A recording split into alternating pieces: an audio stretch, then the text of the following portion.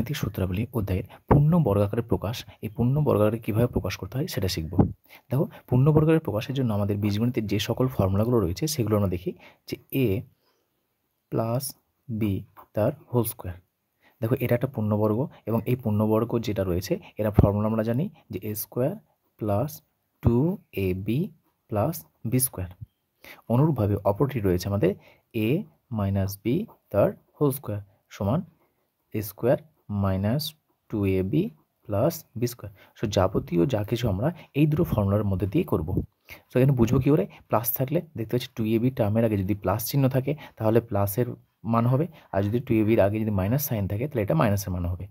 এক কথায় এই যে বাম দিকটা লিখেছে, দেখো এই যে বাম দিকটা লিখে আছে এটা হচ্ছে আমাদের পূর্ণবর্গ। পূর্ণবর্গ বলতে কী বোঝাচ্ছে? পূর্ণ বর্গ। তাহলে কোনো একটা সংখ্যা যদি আমি বলি 4, আচ্ছা 4কে দেখো যদি আমি বলি 2 তার হোল স্কোয়ার আমরা লিখতে পারি।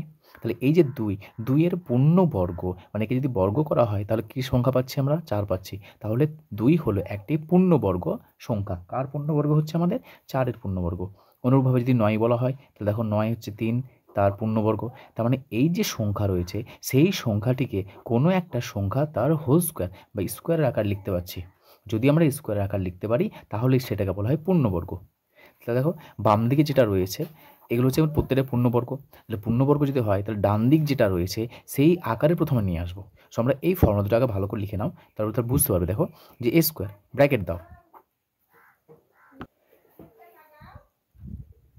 সো এটাকে দেখো ব্র্যাকেটের আকার লিখো তাহলে তোমাদের বুঝতে সুবিধা হবে। দেখো এখানে লিখছি, ব্র্যাকেট দিলাম এ, স্কোয়ার লিখলাম প্লাস 2 ব্র্যাকেটে এ দিলাম ইন্টু ব্র্যাকেটে বি দিলাম প্লাস বি তার হোল স্কোয়ার।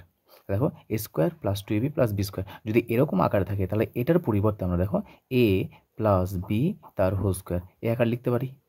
সো এটা হলো 1 নম্বর। এবং অপরটি রয়েছে আমাদের যে এ তার হোল স্কোয়ার মাইনাস 2 ব্র্যাকেটে এ ইন্টু ব্র্যাকেটে B plus B square. So এটা আমরা কি লিখতে পারি? এটা হচ্ছে এ মাইনাস বি তার হোল স্কোয়ার। সো এই ধরনের যদি আমি আকারে সাজাতে পারি তাহলে এটা হচ্ছে কার ফর্মুলা? এ প্লাস বি তার হোল স্কোয়ার। এটা কার ফর্মুলা? এটা হচ্ছে এ মাইনাস বি তার হোল স্কোয়ার। সো আমরা যে কোনো প্রবলেমকে আমরা এই আকারে প্রথমে সাজাবো, সাজানোর পরে আমরা কি করব, তাকে এই যে হোল স্কোয়ার বা বর্গ রয়েছে পূর্ণবর্গ সেই পূর্ণবর্গ আকারে প্রকাশ করব।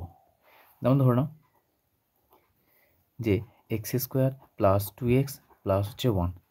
তাহলে একে বলো যদি পূর্ণবর্গ আকারে সাজাতে চাই তাহলে এটা কি পূর্ণবর্গ রূপে আছে না নেই? একে আমরা প্রথমে সাজিয়ে নেব। কীভাবে সাজাবো? দেখো এখানে আমাদের A square plus 2b plus B square এই আকারে সাজাবো।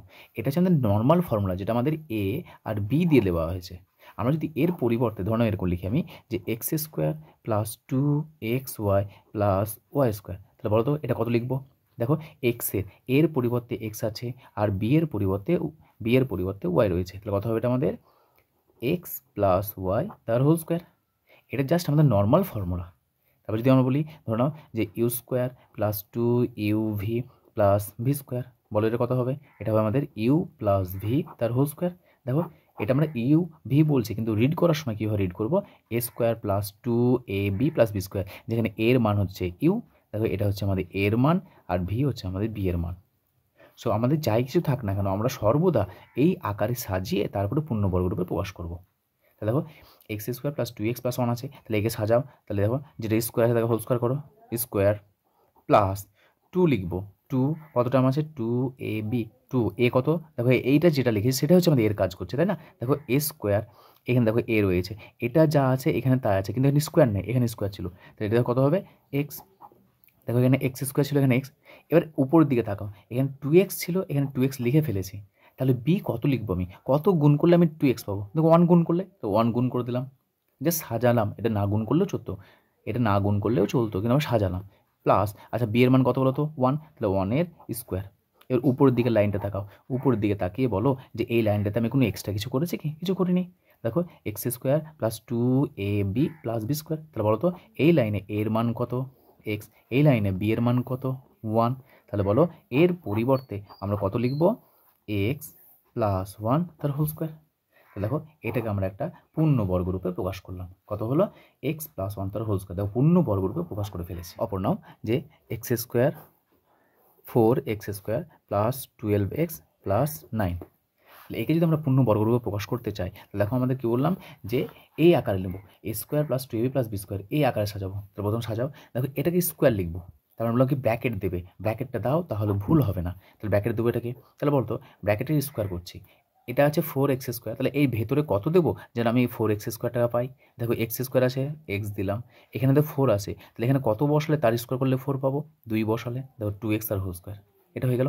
এখানে এর কাজ কে করছে, দেখো এর কাজ করছে 2x, এবার এটাকে সাজাও প্লাস 2 এ মানে কত হয় বলো তো, দেখো এটাই হচ্ছে এর কাজ করছে, তাহলে এখানে এ লিখবো 2x। এবার বলো বি এর মান কত বসাবো যেন আমি 12x পাই, দেখতে পাচ্ছি এখানে 2 2 4, এটা পেয়েছি আমরা 4x, কত বসাবো আমরা যেন 12x পাই, তাহলে দেখো 4 4 এর সঙ্গে কত বসাবো 3, তাহলে এখানে 3টা বসিয়ে দাও। এই লাইনটাকে আমাদের ছেড়খাড় করা হবে না, যা আছে শুধুমাত্র আমরা সাজাবো এটাকে। তাহলে দেখো 2 2 4 3 4 12, দেখো 12x পেয়ে গেছি, এটা মিলে গেছে এটার সঙ্গে, এটা মিলে গেছে এটার সঙ্গে, এবার 9 আছে, তাহলে বলো তো এখানে যে বি রয়েছে 3, তাহলে কত স্কোয়ার হবে, এখানে বি স্কোয়ার কাজ করতে হবে, তাহলে 3 তার হোল স্কোয়ার। তো দেখো এখানে এর কাজ হচ্ছে 2x আর বি এর কাজ করছে আমাদের 3, তাহলে বি সমান কত হবে 3 হবে, তাহলে কত হবে এটা আমাদের এ প্লাস বি তার হোল স্কোয়ার। সো এটা হলো আমাদের এ প্লাস বি তার হোল স্কোয়ার, একে পূর্ণ বর্গরূপে আমরা প্রকাশ করে ফেললাম। এবার যদি এখানে মাইনাস থাকে তাহলে এখানে কী হবে, আমাদের মাইনাস সাইন হবে, আর কিছু না।